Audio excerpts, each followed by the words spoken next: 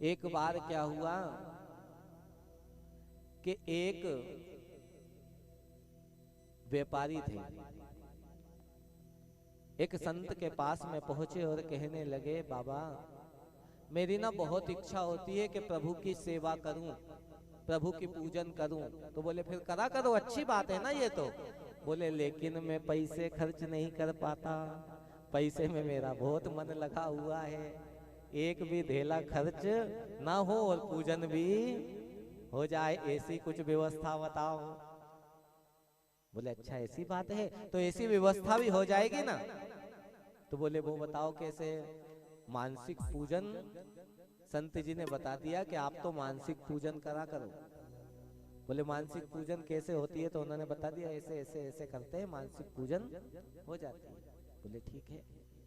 अब जो है कि प्रातः काल हुआ और इसने मानसिक पूजन करना प्रारंभ कर दिया। अब ये रोज सुबह उठे, कभी तो पहुंच जाए गंगा जी, कभी पहुंच जाए यमुना जी, कभी पहुंच जाए सरजू जी पर, कभी पहुंच जाए छिपरा जी पर और सुंदर ठाकुर जी को स्नान कराए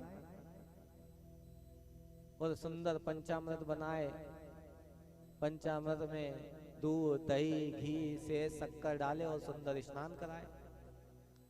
यह क्रम करते करते बहुत दिन व्यतीत हो गए। अब एक दिन हुआ क्या कि इसने नित्य की भांति पूजन करना करा प्रारंभ।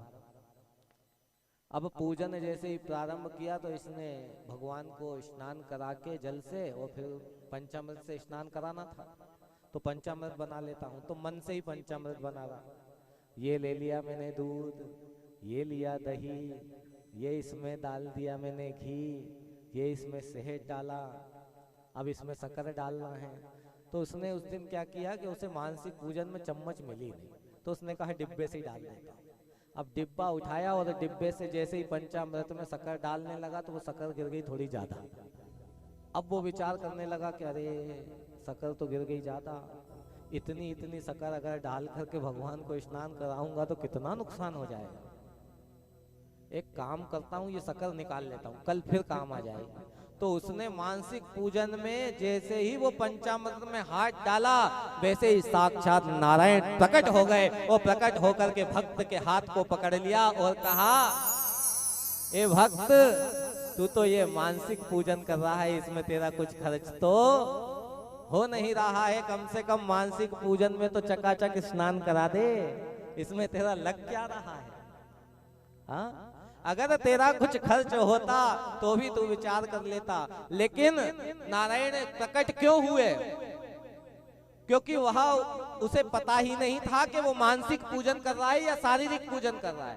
उस पूजन में इतना मग्न हो गया था।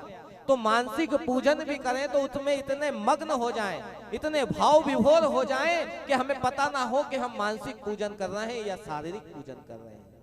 जब इतने भाव विभोर होकर के पूजन करते हैं तब उस पूजन का फल हमें प्राप्त होता है। भगवान कपिल कहने लगे कि सुंदर जब